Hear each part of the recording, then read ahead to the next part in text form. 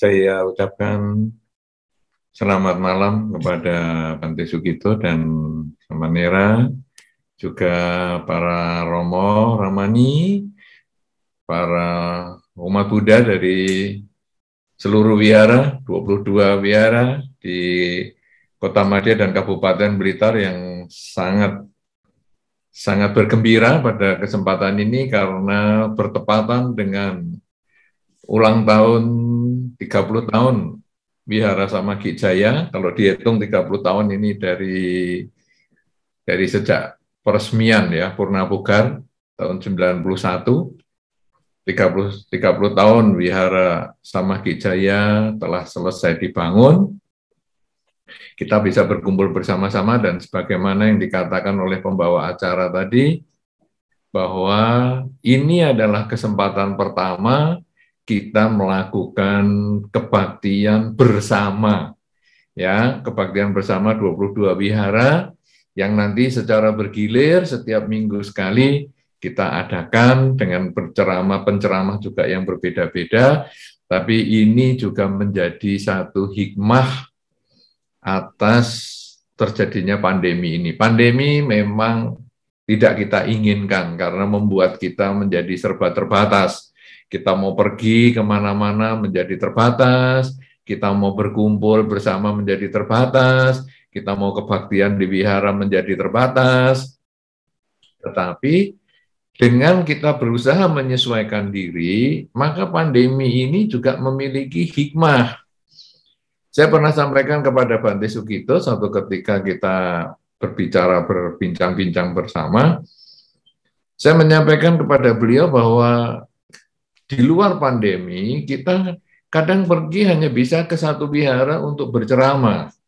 Mungkin kita ke wihara Samaggi Jaya untuk berceramah, tapi hasilnya orang-orang atau para umat simpatisan di wihara-wihara lain tidak bisa. Itu baru di Kabupaten Blitar. Belum lagi yang di kota-kota lain, belum lagi yang di luar negeri, tidak bisa mengikuti karena kita kegiatannya hanya di Samaggi Jaya. Kemudian satu ketika kita mengadakan acara kebaktian di Buddha Sasana Jaya di Boro, tempat Bante Sugito. Maka yang bisa berkumpul hanya umat-umat di sekitar Buddha Sasana Jaya. Tetapi umat di wihara lain di Kabupaten Blitar, di Kota Madya tidak bisa mengikuti, kecuali dia hadir. Kemudian apalagi di kota lain, apalagi di negara lain, sangat sulit. Tapi dengan adanya pandemi malah muncul satu gagasan yang luar biasa yang kita mulai pada kesempatan hari ini 9 September 1991 itu waktu peresmian Wihara Samaggi Jaya yang sekarang sudah berjalan 30 tahun sehingga sekarang 9 September 2021. Kita 30 tahun berjalan dan ini baru muncul ide karena pandemi, yaitu bagaimana ya kalau kita melakukan pembinaan bersama, ya, karena biku di Kota Madya dan Kabupaten Blitar ini kan sangat terbatas ya, ada Bante Sugito, Samanera dan hanya saya. Kemudian umat yang dibina sangat banyak. Wihara yang ada 22 wihara. Sehingga ini betul-betul agak membatasi kegiatan kita. Tapi dengan adanya pandemi, malah kita bisa kebaktian bersama dan mulai hari ini nanti setiap minggu sekali kita berceramahnya sekali, tapi 22 wihara bisa ngikuti. Bahkan nanti kalau diumumkan secara rutin, maka bukan hanya 22 wihara saja.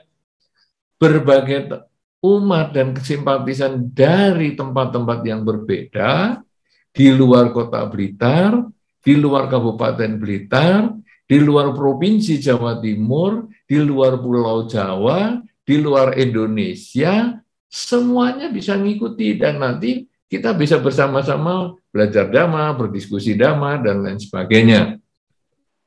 Hal yang pertama dalam ulang tahun Wihara Samaggi Jaya ini tentu kita harus memahami bahwa Wihara Samaggi Jaya sebetulnya adalah perubahan dari Wihara Meta Karuna yang dulu sebelumnya adalah digunakan umat-umat di Kota Madya Blitar, sangat terbatas, kemudian kita menerima, Sangga Theravada Indonesia menerima dana tanah, sebidang tanah dari Bapak Suroto, sekarang sudah mendiang, yang sebidang tanah ini menjadi Dhammasala Wihara Samaggi Jaya. Kalau tadi dikatakan dipilih angka 9, bulan 9, kemudian peletakan batu pertama tahun 1990, pada jam 9 pagi, lebih 9 menit 9 detik, kita melakukan peletakan batu pertama, kemudian diresmikan pada tanggal 9 September 9 bulan 9 tahun 1991. Jadi 1 tahun kemudian jam 9 lebih 9 menit 9 detik ada pengguntingan pita dengan Dhammasala berukuran panjang 9 meter, lebar 9 meter, dan tinggi juga 9 meter. Nah, ini pada tahun ini peresmiannya atau pada saat mulai peresmian Purna Bukar 30 tahun.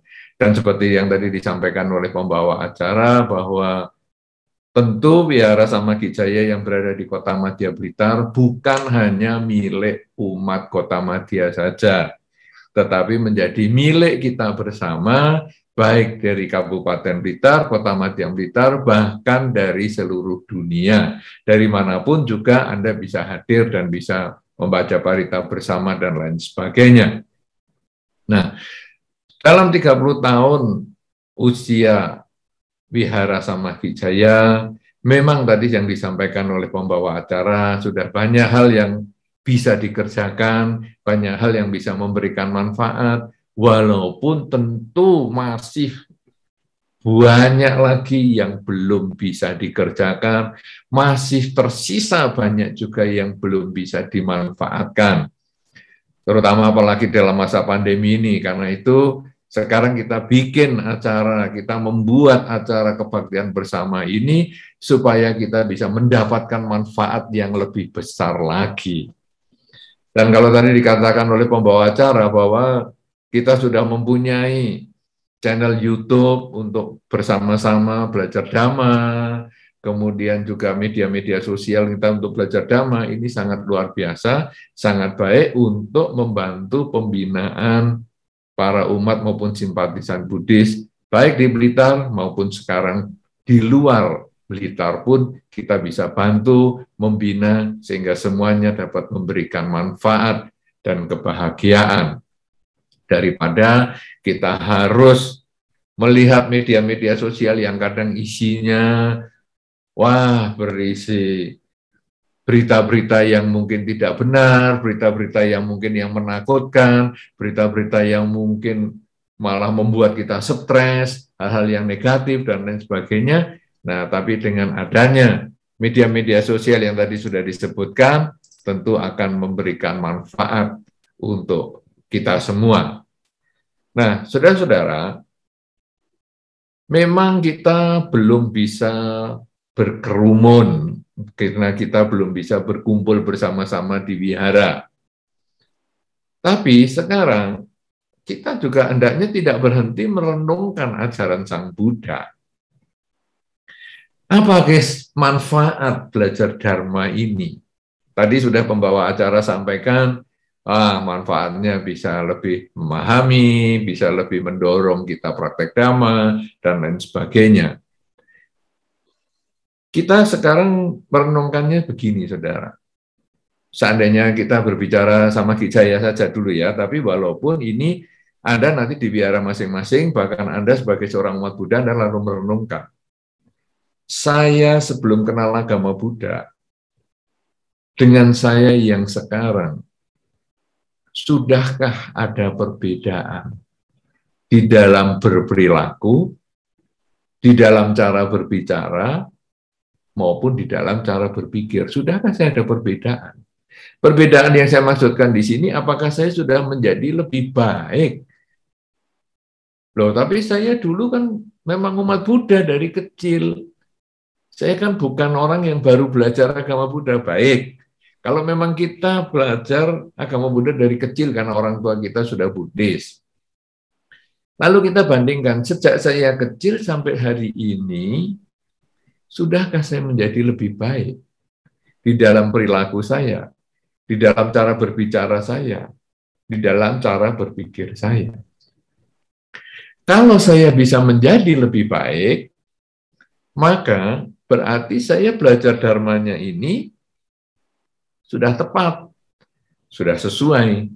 Karena memang dharma belajar adalah untuk memperbaiki kualitas hidup kita, untuk memperbaiki perilaku kita.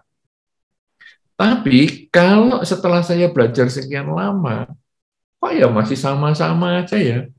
Dulu saya rasanya ya emosional, sekarang ya masih emosional.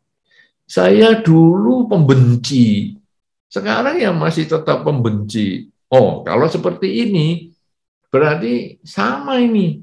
Sekian lama saya belajar Dharma, saya belum mendapatkan manfaat. Nah, tapi tidak apa-apa. Saya minimal, saya sudah belajar Dharma walaupun tidak bermanfaat, ya tidak apa-apa. Saya masih bisa ada kesempatan saya belajar lagi supaya saya di masa depan menjadi lebih baik. Karena ajaran Dharma adalah digunakan supaya saya bisa meningkat kualitas diri saya, bukan hanya sama. Nah, yang repot adalah kalau saya jadi tambah jelek. Saya dulu kenal Dharma itu, sebelum kenal Dharma, saya itu orangnya pemaaf. Saya itu mudah memaafkan mereka yang punya kesalahan dengan saya. Tapi setelah saya kenal Dharma, saya malah jadi pembenci. Saya malah tidak bisa memaafkan orang. Wah, ini agak agak salah pembinaan ini. Ini mungkin terlalu banyak baca-baca berita-berita negatif di media sosial nih. Atau mungkin kita banyak berkumpul dengan orang-orang yang tidak tepat nih. Karena di dalam Dhamma disampaikan, kalau saya membungkus kayu cendana atau dupa, saya membungkus dengan kertas, maka tidak lama kertas saya jadi baunya harum. Sebaliknya kalau saya membungkus dengan daun, daging yang busuk, maka langsung daging yang busuk ini mencemari daun yang tadi dulunya bersih, dan daun tadi jadinya bau. Nah, kemana kita bergaul, ke situ kita ketularan. Saya belajar Dharma. Dulu saya orangnya pemaaf. Setelah belajar Dharma, saya jadi pembenci. Saya jadi pendendam. Wah, saya salah pergaulan ini. Saya dari daging busuk, saya bungkus dengan daun. Saya ikut busuk juga. Wow, mungkin saya dibiara, dengarnya gosip-gosip, dengarnya hal yang negatif. Wow, ini sekarang saya harus membatasi kuping saya. Saya harus membatasi ucapan saya harus membatasi yang saya lihat. Supaya ketika saya berkumpul dengan mereka, batin saya tetap seimbang. Seperti yang dikatakan di dalam Dhamma, tangan kalau tidak luka, pegang racun juga tidak masalah. Karena saya berusaha menutup hal-hal negatif itu supaya tidak masuk ke diri saya, maka saya berusaha untuk menjadi lebih baik dan saya bisa memanfaatkan Dharma ini untuk meningkatkan kualitas diri saya supaya saya masih bisa dengan sisa waktu hidup saya yang sebentar ini saya masih bisa memperbaiki kualitas diri saya. Nah, jadi hal yang pertama kita perlu lakukan adalah membandingkan hidup saya beberapa tahun yang lalu dengan saya yang sekarang setelah saya jalankan Dharma, apakah saya menjadi lebih baik. Kalau lebih baik, berarti Dharma bermanfaat untuk Anda. Kalau sama, berarti Dharma masih perlu Anda praktekkan lagi supaya memberikan manfaat yang lebih baik kepada Anda. Tapi kalau Dharma membuat Anda menjadi lebih jelek, maka sekarang masih ada kesempatan kita perbaiki untuk kita tingkatkan dalam kehidupan sehari-hari agar kita menjadi lebih baik lagi. Nah, saudara-saudara, setelah kita belajar Dhamma sekian lama, kita hendaknya juga menyadari Apakah kita ini seperti di dalam Dhamma dikatakan seperti lidah ya? Jadi kalau begitu merasakan sayur, lidah itu kan, sayurnya enak, sayurnya pedas. Begitu nempel di lidah saja, langsung kita bisa merasakan enaknya sayur, atau pedasnya sayur, atau asinnya sayur, atau tawarnya sayur. Atau kita seperti sendok. Kalau di dalam Dhamma juga ada itu. Kita seperti sendok yang direndam sayur 2 minggu aja, sendoknya tidak merasakan apa-apa.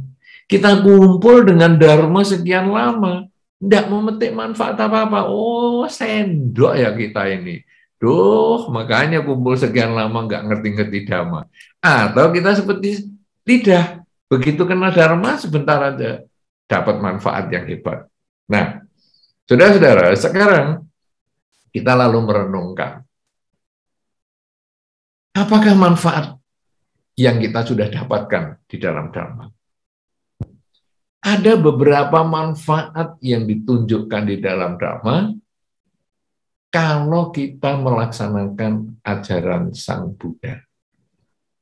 Karena ajaran Sang Buddha ini demikian banyak, demikian bervariasi. Murid Sang Buddha mulai dari para biku, murid Sang Buddha juga ada dari para pedagang, murid Sang Buddha juga ada dari para raja dan lain sebagainya, para pertapa lain dan lain sebagainya, sangat banyak bervariasi sehingga ajaran Sang Buddha ini demikian luar biasa dan banyak sekali. Bagi Anda yang berumah tangga, bagi semua perumah tangga, ajaran Sang Buddha tidak kurang-kurang untuk belajar Dharma sebagai perumah tangga. Ya, ada Sigalowada Sutta dan lain sebagainya. Nah, salah satu manfaatnya kalau Anda sebagai perumah tangga adalah Anda memahami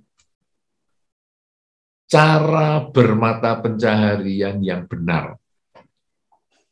Jadi, sekarang saya setelah jadi umat Buddha, saya sekarang mengerti apa yang saya boleh lakukan, saya boleh kerjakan sebagai mata pencaharian saya. Misalnya, saya akan bekerja yang tidak ada hubungannya dengan pelanggaran kemoralan. Saya bekerja dengan tidak membunuh makhluk lain.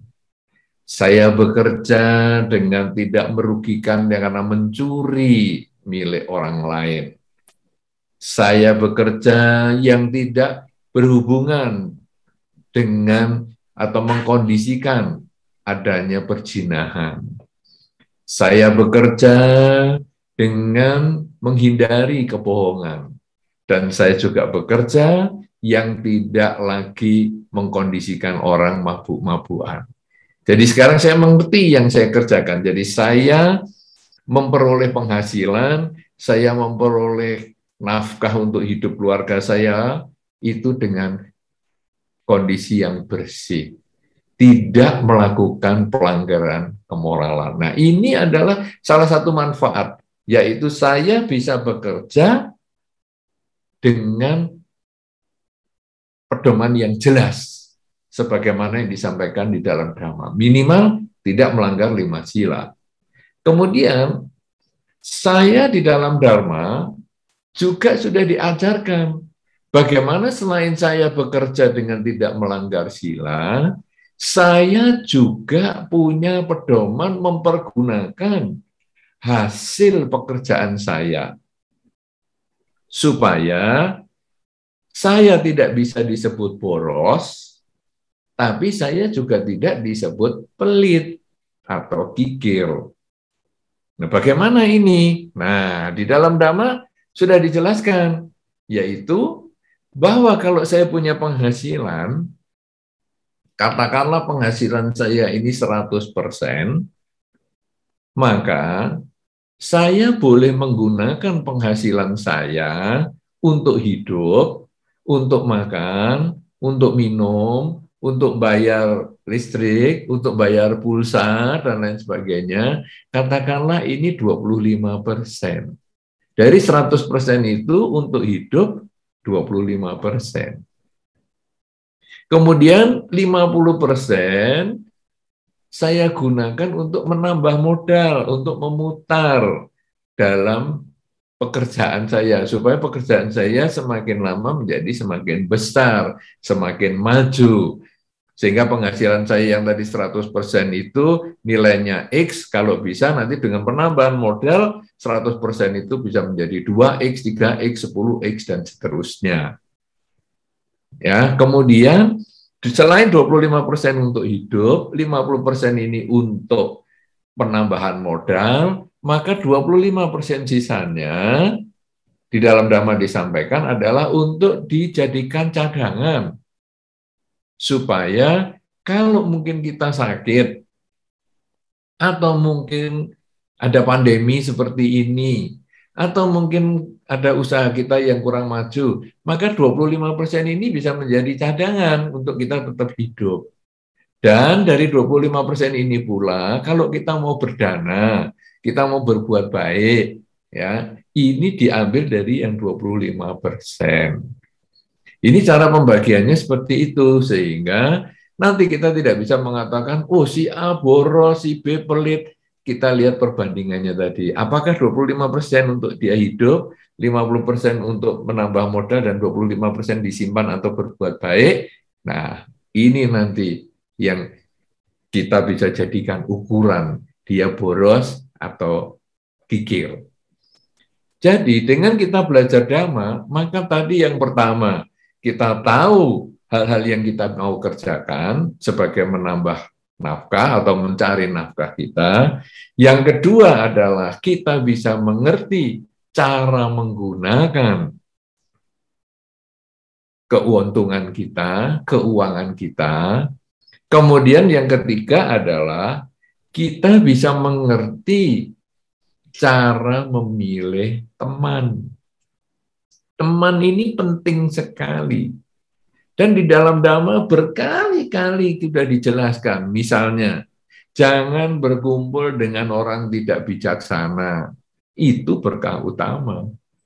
Berkumpullah dengan orang yang bijaksana. Itu berkah utama.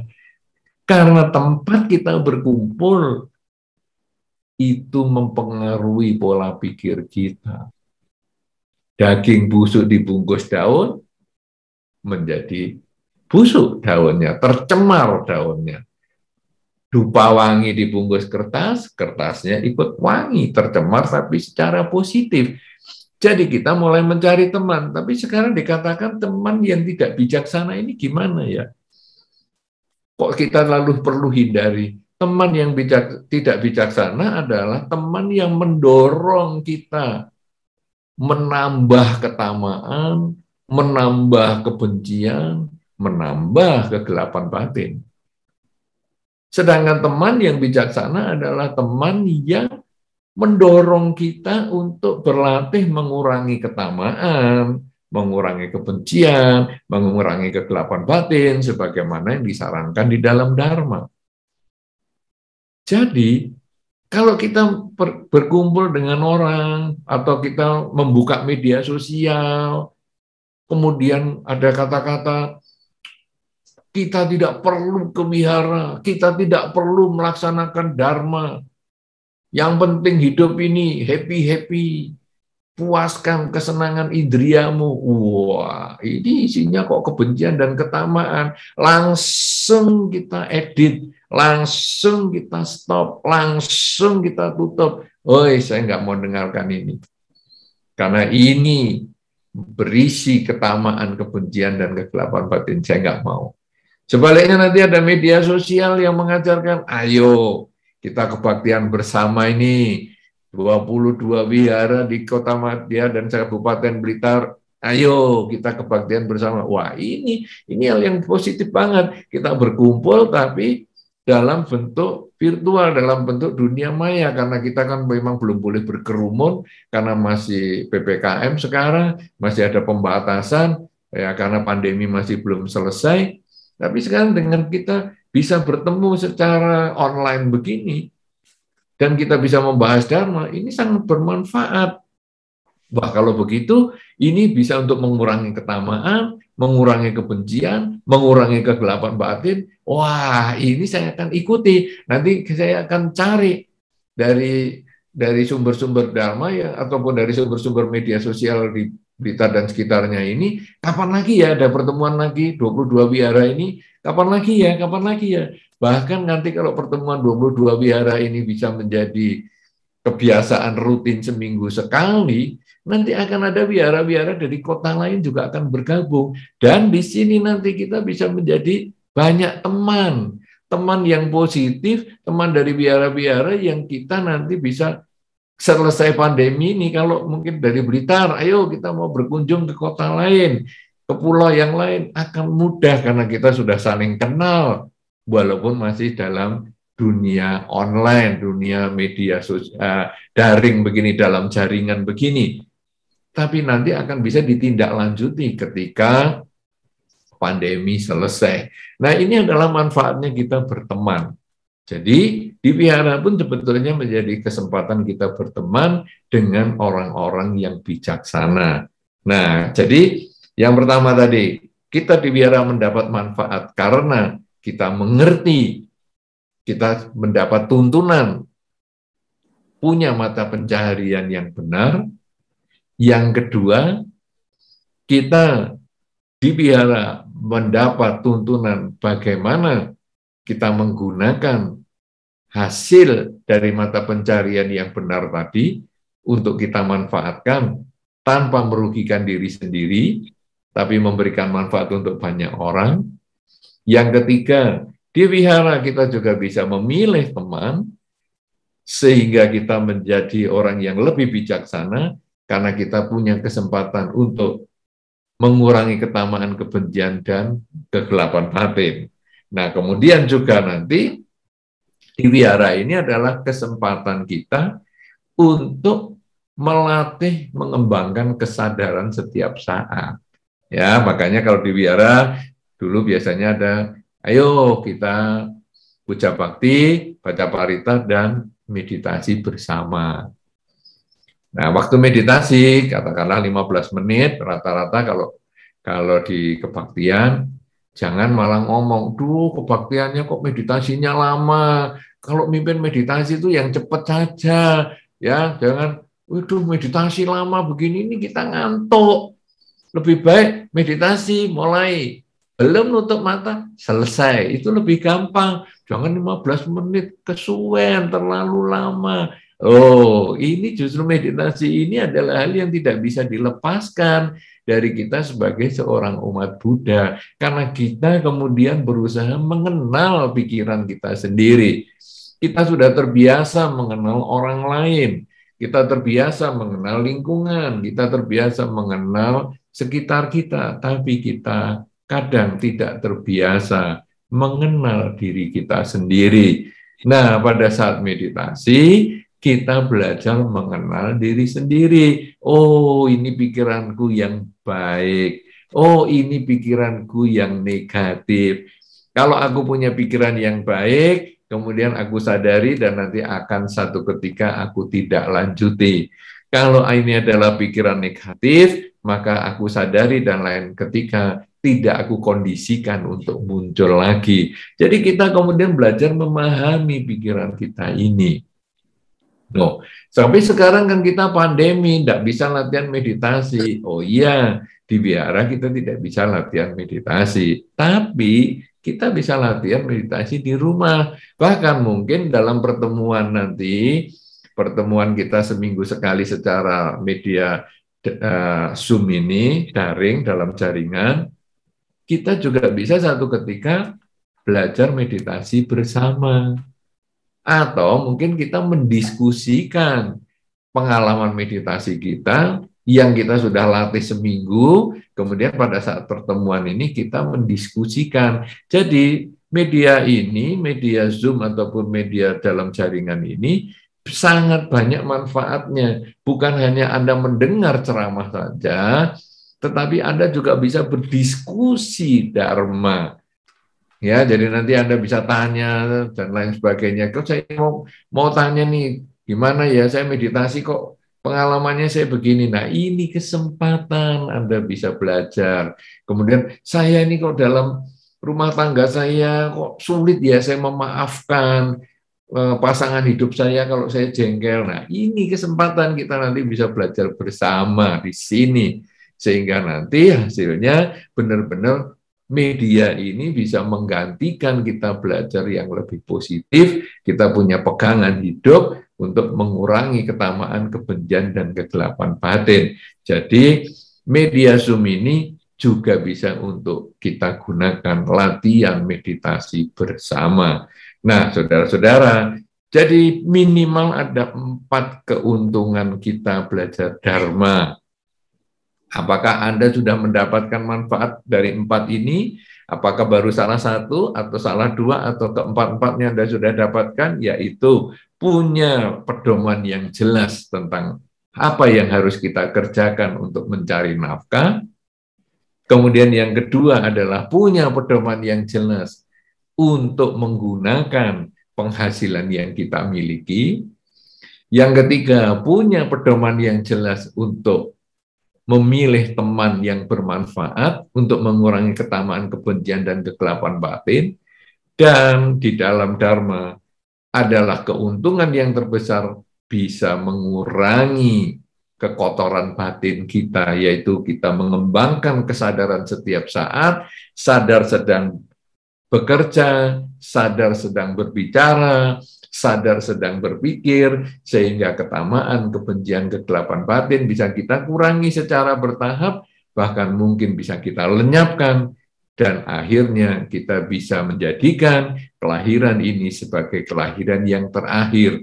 Dan ini semua keempat manfaat ini bisa kita dapatkan dengan pertemuan rutin nanti mulai sekarang pada saat ulang tahun Wihara Samakijaya ini sebagai gebyar pertama, sebagai langkah awal, tapi nanti selanjutnya kita bisa teruskan, bahkan sampai di luar pandemi pun, setelah pandemi selesai, sebaiknya pertemuan ini akan tetap bisa kita manfaatkan, pertemuan dalam jaringan, karena dengan pertemuan ini bukan hanya kita bisa tatap muka, tapi juga pertemuan ini bisa diikuti oleh banyak orang dan terdokumentasi.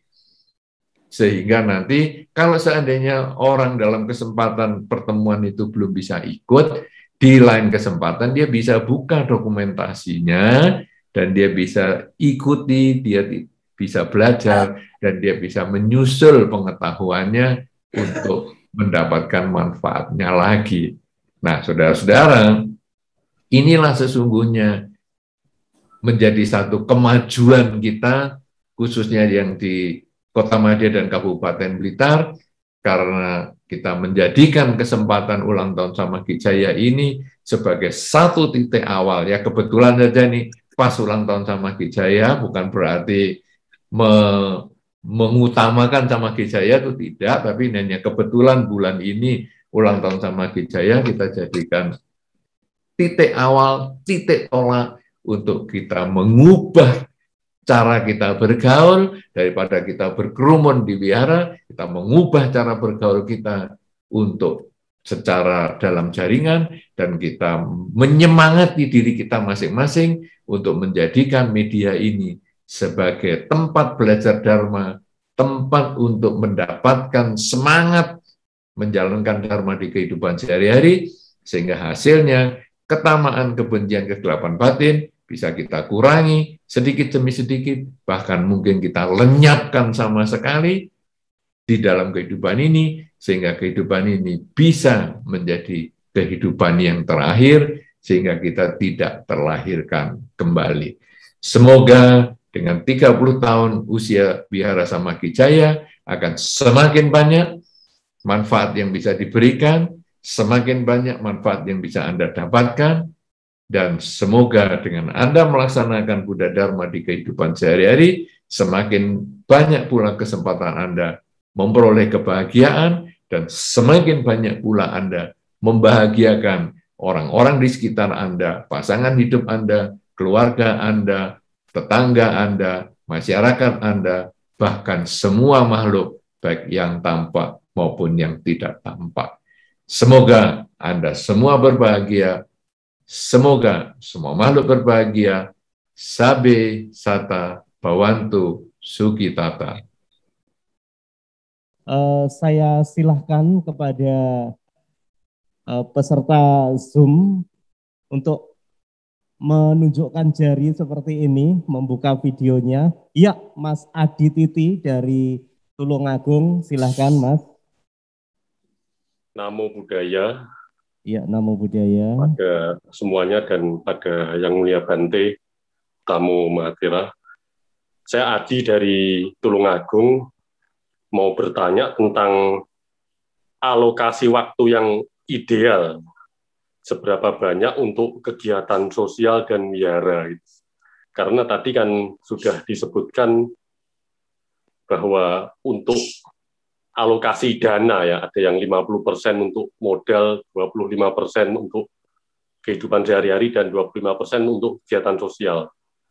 Kalau ini alokasi waktu itu idealnya seberapa ya? Karena banyak umat-umat Buddhis sendiri yang pakai alasan sibuk yang tidak ada waktu ya, kalau misalnya ada acara-acara kegiatan sosial atau undangan-undangan dari wihara begitu. Itu yang mungkin saya tanyakan, Bante. Terima kasih. Namo Buddhaya. Baik, Saudara Adi Titi, ya luar biasa. Sekarang kita bisa tahu bahwa ternyata kita bukan hanya 22 wihara di Kota Madya dan Kabupaten Blitar saja pesertanya, tetapi juga ternyata dari Tulungagung, ya mungkin nanti dari Ngunut dan lain sebagainya, ya kita nanti bisa lihat lagi nanti lebih banyak lagi dengan pertanyaan dengan penanya-penanyanya. Nah, pertanyaan tadi sangat bagus. Bagaimana ya kita membagi waktu antara spiritual dan keduniawian ini? Bagaimana ini? Saudara-saudara, tentu kita punya kebijaksanaan masing-masing. Anda yang kebetulan tidak terlalu sibuk, mungkin Anda bisa gunakan waktu spiritualnya lebih banyak. Tapi Anda yang kebetulan sibuk, maka spiritualnya Anda ya secukupnya saja. Bagaimana sekarang yang secukupnya? Sangat baik kalau kita membiasakan untuk membaca parita dan bermeditasi pagi bangun tidur dan malam menjelang tidur. Ini minimal sangat baik sekali ya. Jadi pagi bangun tidur kita membaca parita katakanlah 15 menit, kemudian meditasi 15 menit, setengah jam pagi. Kemudian malam membaca parita lagi 15 menit, meditasi 15 menit. Sesibuk apapun juga, cobalah setengah jam pagi dan setengah jam malam itu. Kadang-kadang orang mengatakan, waduh aku sibuk gini. Dibiasakan. Karena dengan kita rutin dan biasa, pokoknya pagi bangun tidur, kita misalnya mau sibuk jam berapa nih? Jam 7 pagi. Oke, saya setengah jam sebelum jam 7 saya bangun dulu. Jadi setengah 7 saya bangun, kemudian saya baca parita, saya meditasi, kemudian nanti jam 7 baru ada kesibukan. Nah sekarang saya mau tidur jam berapa nih? Jam 10 malam. Oke, kalau gitu saya tidurnya sekarang saya malamkan sedikit setengah jam, setengah 11. Jadi setelah mau tidur, saya membaca parita dulu seperempat jam, kemudian meditasi seperempat jam. Itu minim saja. Nah nanti dalam kegiatan sehari-hari, kalau saya ada waktu, yang tadi Saudara Adi Titi ngomong, wah orangnya sibuk nih, diajak ke wihara nggak mau misalnya, atau tidak bisa diajak kegiatan-kegiatan sosial, ya sudah, tapi minimal dia pagi bangun tidur, malam mau tidur, sudah ada yang dia kerjakan secara spiritual. Nah, kalau nanti ada hari-hari tertentu dia kebetulan tidak sibuk, baru diajak kegiatan sosial, baksos, dan lain sebagainya, dia bisa ikut. Ya, ini makanya butuh kebijaksanaan, tapi minimal pagi bangun tidur, malam mau tidur. Kalau Anda waktunya panjang, karena kesibukannya tidak banyak, baca paritanya mau lebih panjang, boleh setengah jam. Kemudian meditasinya juga mau lebih panjang, setengah jam, boleh. Jadi 1 jam pagi, 1 jam malam. Atau baca paritanya tetap 15 menit, meditasinya 45 menit. Silahkan, itu tidak masalah selama Anda tidak terganggu dengan kegiatan sehari-harinya. Ini butuh kebijaksanaan. Tiap rumah tangga, tiap orang berbeda. Begitu, Saudara Adi Titi, mudah-mudahan bisa menjawab yang ditanyakan. Ya, baik. Terima kasih untuk Adi Titi yang sudah bertanya, dan mudah-mudahan yang diberikan jawaban oleh Yang Mulia tadi benar-benar bisa menjawab dari pertanyaan Anda. Dan baik, saya lanjutkan untuk yang di chat ya. Tadi saya sempat baca, Bante, yang di chat itu Ibu Diah ya kalau nggak salah. Itu bertanyanya seperti ini. Apakah melanggar sila pekerjaan akupuntur? Kan itu menyakiti. Pertanyaannya lucu seperti itu, Bante. Silakan. Baik. Pertanyaan yang sangat menarik, yaitu kalau saya bekerja sebagai ahli akupuntur, apakah saya ini karma buruk ya? Karena kan menyakiti. Nah, saudara-saudara, orang yang mau di akupuntur yang ditusuk jarum itu kan datang. Kemudian dia merelakan dirinya ditusuk. Dan dia bayar lagi. Itu kan sama dengan nanti kalau Anda jadi dokter, tanya, gimana ya, saya ini jadi dokter, kan nyuntik orang ini. Vaksin lah, sekarang kan zamannya vaksinasi nih.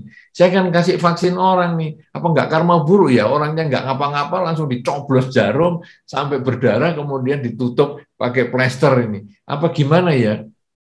Saya petugas palang merah ini bagaimana ya? Saya ngambil darahnya orang, kan saya melukai itu sampai darahnya dapat satu kantong. Apakah ini saya karma buruk? Nah, saudara-saudara, karma itu kan niat. Jadi Anda niatnya apa? Kalau Anda niatnya nusui orang, orang nggak ngapa-ngapa, sini saya tusuk kamu, sini saya tusuk. Nah, ini karma buruk. Tapi ini orangnya mau dengan rela mau menusuk, dan Anda kan juga pekerjaannya memang menusuk. Termasuk Anda dokter, termasuk Anda vaksin dan memberikan vaksin ya, petugas tenaga kesehatan dan lain sebagainya. Itu bukan karma buruk, karena karma adalah niat. Selama Anda punya niat baik, tidak problem. Bahkan nanti dokter mau operasi, wah ada, oh ini operasi ini usus buntu. Ayo dok, dioperasi dok. Jangan, saya Buddhis. Saya itu melukai orang itu tidak baik. Nah ini dokter Buddhis nggak bermanfaat ini kalau sudah seperti itu. Dok lah ini sudah usus buntu, ini sudah bengkak, ini bagaimana? Ya cari yang bukan Buddhis saja. Saya tidak akan melukai orang. Loh ini salah. Anda sebagai dokter ya justru Anda boleh membedah karena tujuannya adalah menolong orang. Niatnya adalah menolong orang, tidak masalah. Anda malah melakukan karma baik, termasuk tusuk jarum, termasuk memvaksin orang, termasuk menyuntik, termasuk mengambil darah untuk agar bisa donor darah dan sebagainya, itu termasuk karma baik. Begitu ya, Ibu siapa tadi, semoga bermanfaat. Mestinya kalau tanya nanti tolong juga disebut dari mana. Tadi dari Blitar ya. Oke. Ibu Diah kita namanya. Dari Surabaya, Bante. Oh, Ibu Diah itu dari Surabaya. Nah, ngomong, ini kan malah sekarang kita lebih lengkap lagi, lebih luas lagi. Tadi dari Tulungagung, sekarang dari Surabaya. Yo, silakan. Siapa lagi yang mau tanya? Dan dari Los Angeles tadi juga sempat bergabung Ibu Hardi kalau nggak salah ya, dari Los Angeles. Terima kasih Anda sudah ikut bergabung dalam acara ini. Dan untuk penanya selanjutnya, silahkan, masih ada waktu. Ya, silahkan untuk mengangkat tangannya. Saya coba untuk cari-cari di sini. Bante, izin bertanya Bante. Oh ya, ini Mas Andi ya, silakan. Andi. Nah, biasanya begini ya, kalau di Zoom, tata tertibnya itu biasanya ada raise hand, namanya angkat tangan. Itu bukan angkat tangannya sendiri, tetapi di bagian bawah itu ada tulisannya reaction, ya, ada reaction di bagian kanan bawah. Kemudian Anda pencet di situ, itu nanti ada tulisannya raise hand, ya, itu artinya angkat tangan. Jadi Anda nanti pencet di situ, otomatis Anda ke depan. Tapi kalau Anda angkat tangan ya tadi seperti pembawa acara, nyari orang yang angkat tangan, puyeng kepala. ya nggak tahu. Nah jadi itu Ya. raise hand, ada tepuk tangan, ada kasih jempol juga bisa, ketawa ngekek-ngekek juga bisa. Itu ada reaction itu ya, Ya reaksinya itu Bante, dari ini situ. yes, mohon maaf, ini saya dari tadi udah raise hand tapi nggak dikasih kesempatan Iya, Bante. maksudnya karena ini kan pembawa acara masih, ini maklum ya, ini baru malam pertama, jadi masih belum banyak pengalaman, belum tahu cara menggunakan Zoom-nya ya, masih nyari orang yang angkat tangan kan bingung tadi, karena Oke, ini kan Bante, boleh nggak berlembar-lembar, saya ada tanya 4 dulu? lembar. Bante, Baik, tapi boleh karena nggak saya- tadi ya Ibu nanti sebentar ya Ibu, karena ini sekarang tadi sudah diberi kesempatan Andi Chandra, nah silakan dari mana dan silakan pertanyaannya juga. Silakan. Bante, maaf Bante, saya udah mau jalan. Kalau boleh kasih saya kesempatan dulu karena saya udah raise hand dari tadi. Nah, ini Silakan, pembawa Ibu. acara aja yang ngasih. Gimana, saudara? Oke, kita persilahkan buat Ibu tadi ya, yang dari Los Angeles itu mungkin karena terburu-buru Bante. Jadi untuk Mas Andinya setelah ini gitu. Silakan Ibu. Oke, Baik. thank you. Bante, itu kalau nasihat apa yang bisa dikasih ke orang yang lagi menjalani anger management therapy supaya dia bisa lebih mengerti tentang Dhamma gitu Bante. Thank you, saya mau jalan sambil dengar nanti. Thank you. Ya, baik. Ini Bu Harita. Tadi waktu pertemuan dengan Bali juga ikut, masih berolahraga karena di Amerika pagi. Nah, Sekarang ini udah mau sekarang nyetir nih Bante, saya dengerin sambil nyetir Bante. sudah mau nyetir 600 km ini sekarang. 120. Oh, 120. 620. 620 Oh, Bante. 620. Wah, Ya. ini Surabaya Tegal. Dan Oke. baik. Oke, saya dengerin Bante ya melalui handphone ya. Thank you. Ya, Thank you. ya, baik. Jadi bagaimana ya sekarang kita menangani orang yang sedang dalam proses pengendalian kemarahan. Kemarahan itu, nah ini mungkin yang masih ada batuk, yang pakai nama Sufia, tolong mic-nya dimatikan. Karena dari tadi anaknya juga agak teriak-teriak. Sufia, siapa ini pakai nama Sufia? Nah, jadi ada orang yang belajar untuk mengendalikan emosi. Lalu bagaimana ya? Apa yang harus kita lakukan? Kita harus memahami dulu emosi itu dari mana sumbernya, marah itu dari mana. Marah itu adalah karena keinginan kita yang tidak tercapai. Jadi di dalam Dhamma, keinginan ini sumber dari segala hal. Kalau keinginan kita tercapai, kita menjadi suka, menjadi senang, bahkan bisa menjadi cinta. Kalau Anda punya pasangan hidup, punya orang yang Anda cintai, Anda tanya, kenapa ya saya cinta dia? Kebanyakan karena dia bisa memenuhi keinginan saya. Kemudian kenapa saya benci dia? Saya emosi dengan dia karena dia tidak bisa memenuhi keinginan saya. Nah, ini sebetulnya adalah karena keinginan semua. Jadi orang yang punya bagaimana pengendalian emosi itu adalah dengan dia diajarkan untuk mengenali keinginannya, dan keinginan itu tidak selalu bisa diwujudkan. Keinginannya tidak selalu bisa dicapai. Nah, kemudian bagaimana sekarang untuk mencapai keinginan itu? Mungkin butuh waktu, mungkin keinginan tidak bisa dicapai sekarang, tapi besok atau lusa. Bisa juga butuh upaya yang lebih keras.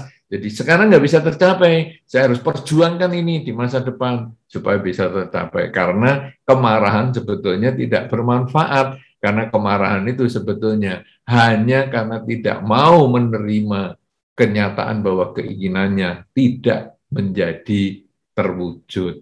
Ya, mungkin sementara begitu dulu. Mudah-mudahan bermanfaat, dan kepada Ibu Harita selamat berkendara untuk 620 km hari ini. Baik, sekarang Saudara Andi Chandra, dari mana ini Anda? Ya, untuk Andi Chandra silakan, ini pertanyaan terakhir ya. Dari? Jakarta, Bante. Dari mana? Jakarta, Bante. Oh, Jakarta. Wah, kegiatan di Blitar sekarang juga ikuti di Jakarta. Bagus. Ini nanti para umat-umat Kota Madya maupun kabupaten Anda bisa lihat ya, ternyata kita Banyak sekali orang-orang yang bukan dari Blitar pun bisa ikut. Ini manfaatnya. Ayo, silakan Andi. Bante, kalau kita kan mengirimkan pelimpahan jasa untuk almarhum Bante, kita bisa mengetahui nggak Bante kalau misalnya pelimpahan jasa itu sampai ke yang dimaksud, atau apakah kita merasa oh kayaknya udah nyampe nih gitu Bante?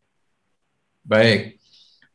Pelimpahan jasa adalah yang biasa dilakukan oleh seorang umat Buddha karena ini diajarkan di dalam Dharma, yaitu kita berbuat baik atas nama yang meninggal. Nah, apakah ini bisa nyampe? Sebetulnya kita tidak berurusan dengan nyampe dan tidak nyampe. Karena di dalam Dhamma itu, ketika saya berbuat baik, perlimpahan jasa, maka sebetulnya si pelaku kebajikan itu yang akan memetik buah kebahagiaan.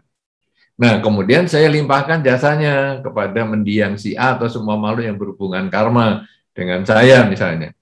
Kalau seandainya mereka dalam kondisi bisa menerima, maka dia bisa berbahagia dan mungkin kalau karma baiknya cukup karena kebahagiaan itu, dia bisa terlahir di alam yang lebih baik. Tapi kalau dia tidak bisa terima, tetap kita yang memetik karma baik sendiri karena kita sudah berbuat baik. Nah, itu pada prinsipnya. Tetapi ada makhluk-makhluk tertentu, entah itu keluarga kita ataupun leluhur kita, kadang-kadang bisa memberi mimpi. Sehingga ketika kita sudah melakukan pelimpahan jasa, ada satu cerita juga, satu kesempatan dulu, orang berbuat baik dengan berdana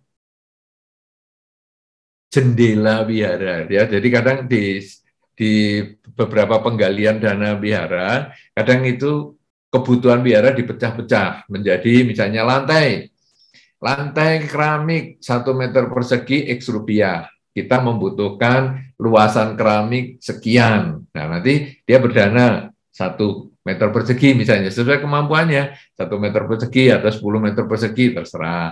Kemudian ada jendela nilainya sekian, pilar sekian, genteng 1 sekian, nanti kita butuh sekian ribu genteng. Nah, nanti saya berdana 10 genteng aja, saya berdana 1 genteng aja, misalnya dia anak kecil, saya berdana 1 genteng aja, dan lain sebagainya.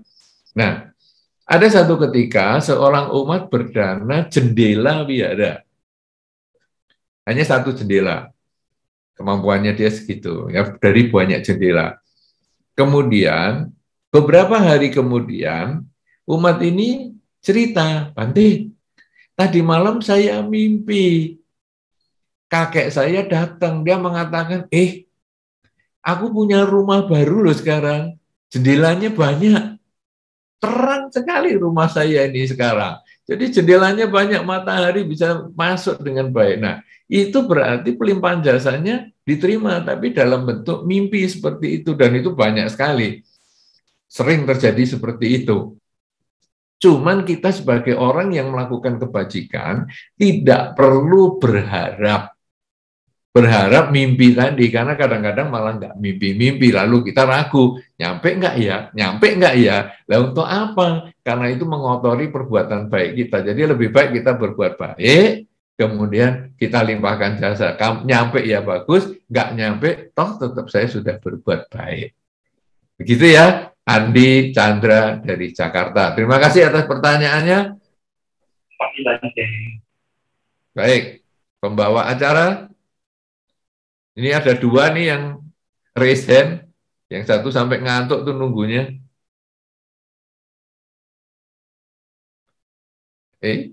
Langsung saya jawab atau gimana nih? Alika, ya. Janyakowida. Namanya hebat Alika sekali. Janyakowida. Kowida dari mana nih? Dari Bangka Belitung, Pangkal Pinang. Ini Bangka Belitung. Woi, luar pulau. Ini luar biasa nih, Blitar. Hebat. Iya, Bante, Namo Buddhaya. Namo Buddhaya, silakan Anda tanya. Ini mengenai masalah karma, Bante. Ada bagaimana cara kita menjelaskan kepada orang yang tidak percaya dengan yang namanya karma. Jadi karma yang dia perbuat itu hanya akan kena sama dia aja gitu loh, nggak bakalan bisa kena ke keluarganya seperti itu. Loh, memang karma kan hanya kena dirinya sendiri, bukan sama keluarganya. Anda mau jelaskan apa ini? Misalkan gini Bante, apa namanya? Dia berbuat kesalahan, terus dia berpikirnya bahwa apa yang dia perbuat, misalkan dia punya keluarga gitu kan, nah itu nggak bisa, perbuatan yang dia lakukan itu nggak bakalan kena keluarganya kayak gitu. Loh, kan betul. Jadi memang seperti itu, karma itu kan tadi pertanyaannya sama dengan yang Andi tadi tanya sebelumnya, yaitu bahwa saya berbuat baik, maka kebaikan itu kembali pada diri saya. Saya berbuat jahat, kalau seandainya tadi berbuat jahat, jahatnya juga kembali ke diri kita. Nah, tapi saya mengerti maksudnya yang ditanyakan Ko Wida ini, bahwa misalnya orang tuanya yang jahat, katakanlah gitu dulu. Orang tuanya jahat. Anaknya kan jadi ikut, oh ini kan anaknya si penjahat nih. Ya, itu seolah-olah karena karma turunan. Atau orang tuanya jahat, terus anaknya cacat. Wah, ini kan karmanya orang tua. Bukan. Di dalam agama Buddha, karma itu tidak menurun, tidak dipindahkan, dan tidak kemana-mana. Karma itu akan ke diri sendiri. Loh, tapi ceritanya gimana? Ini orang tuanya jahat, kok anaknya cacat. Nah, orang tuanya jahat, dia bikin karma buruk. Dia akan berbuah sendiri. Nah, anak yang cacat ini karena dia punya karma buruk sendiri di kehidupan yang sebelumnya. Sehingga ketika dia lahir di dunia ini sebagai anak cacat, dia punya karma yang sama dengan orang tuanya itu, sehingga dia lahir di keluarga orang tua yang jahat ini. Sehingga dari jauh, dari luar, orang mengatakan, ini menurun nih, si orang tua jahat, maka anaknya cacat. Tidak. Secara karma, orang tuanya jahat, dia akan memetik buah karmanya sendiri, anak yang cacat ini, karena buah karma yang dia lakukan dulu di kehidupan sebelumnya. Nah, sekarang dia lahir di situ, orang tuanya stres, kok anak saya kok enggak seperti biasanya. Nah, stresnya ini dia memetik buah karmanya sendiri si orang itu. Nah, sekarang sebaliknya anak juga begitu.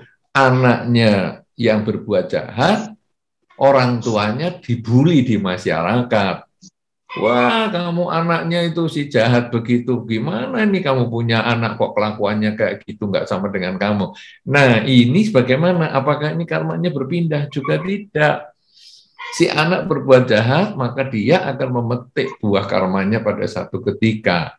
Loh, orang tua ini dibully kan akibat anak, betul. Tetapi orang tua dibully ini karena dia memetik buah karmanya sendiri, si orang tua yang pernah dia lakukan sebelumnya. Apakah mungkin dia membuli orang dan lain sebagainya. Karena bagaimanapun juga setiap makhluk punya timbunan karma baik dan karma buruk sendiri. Ya, jadi mereka bergabung menjadi satu keluarga karena ada ikatan karma yang sejenis, tapi tidak saling berbagi, saling menurunkan, tidak memindahkan karma, tidak.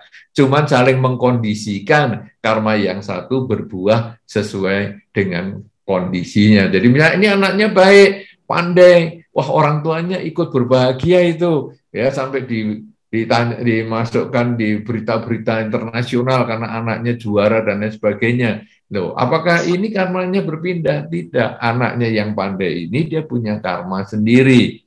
Kemudian orang tuanya yang bisa sampai terkenal di seluruh dunia, dia juga sedang memetik buah karmanya sendiri yang terkondisi berbuahnya karena anak ini datang. Itu tadi yang sebetulnya saling mempengaruhi.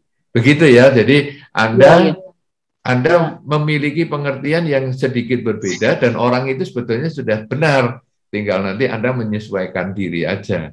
Mudah-mudahan penjelasan ini bisa dimengerti. Ya, anumodana Bante, terima kasih. Sama-sama. Baik. Ya, terima kasih, dan itu tadi merupakan penanya terakhir Bante, karena kita dibatasi waktu sampai tepat di jam 21. Itu Itu anumodana kepada Yang Mulia Bante Utamo Mahathera, yang tentunya pertemuan kita malam hari ini merupakan pertemuan yang indah dan membawa kebahagiaan untuk kita semuanya.